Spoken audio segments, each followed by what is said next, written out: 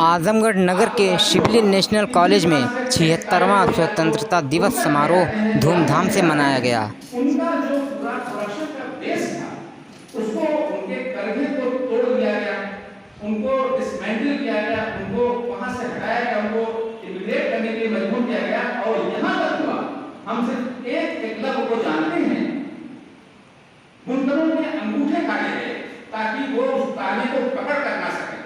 और सिर्फ इसलिए था कि अगर यहाँ के कपड़े बनते रहे तो सब वहां जाता था ताकि वहां के कपड़ों को तैयार करके फिर दोबारा इंडिया में बेचा जाए।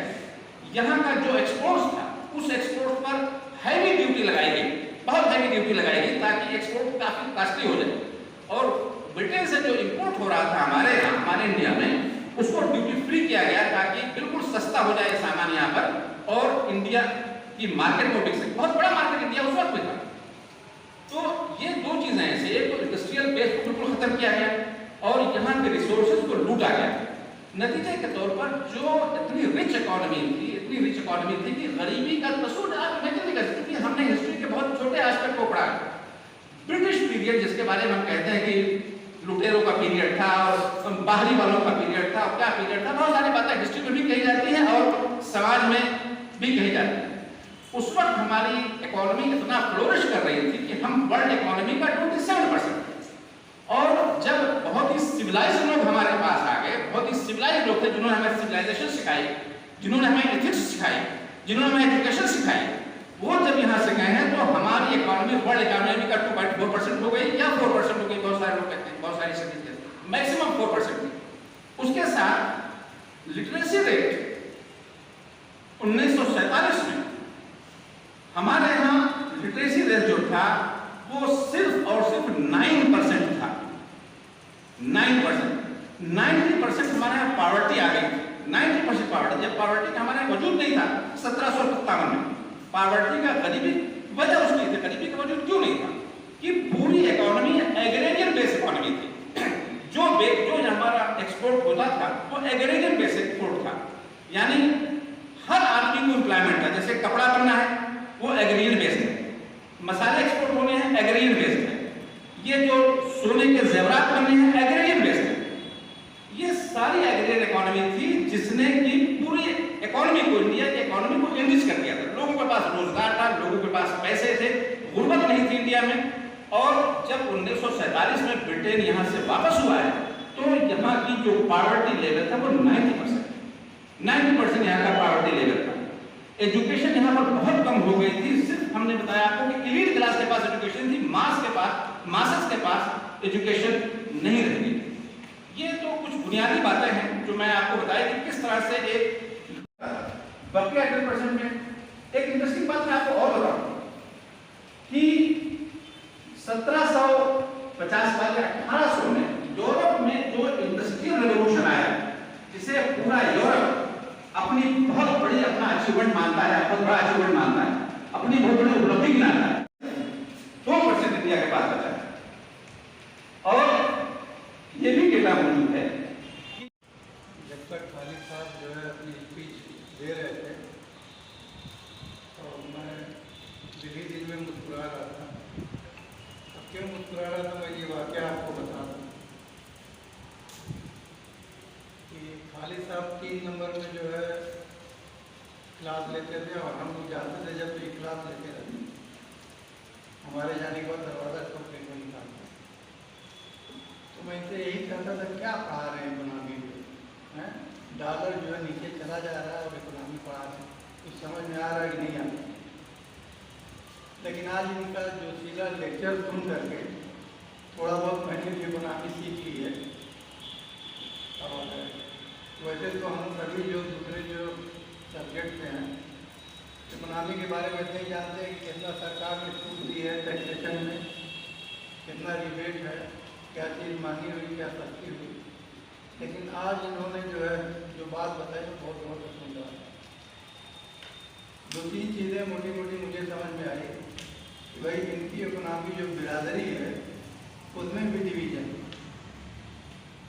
एक तो कुछ लोग इंक्लूडिंग खालिद साहब ये कह रहे हैं कि प्राइवेटाइजेशन हो रहा है, नहीं होना चाहिए। तो मैं मैं इसका समर्थक हूँ। लेकिन दूसरा जो हमारी सरकार को, हमारे प्रधानमंत्री को जो एडवाइस दे रहा है वो भी तो इकोनॉमिक ही होगा ना।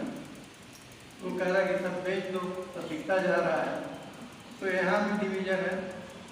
बहरहाल इससे पहले अलाउद्दीन साहब ने बहुत बढ़िया लेक्चर दिया और आज खालिद साहब ने बहुत ही अच्छा और सब्जेक्ट जिसमें था पूरा स्टडी करके बहुत अच्छा लेक्चर दिया।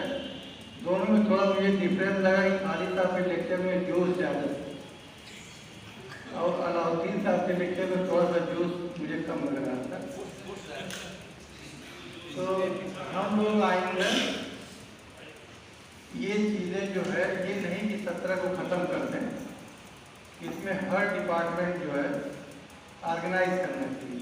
ये एकेडमिक एक्टिविटीज़ हैं, इसको हर डिपार्टमेंट को ऑर्गेनाइज करना चाहिए, तो थोड़ा रवा दवा रहता है तो अच्छा लगेगा।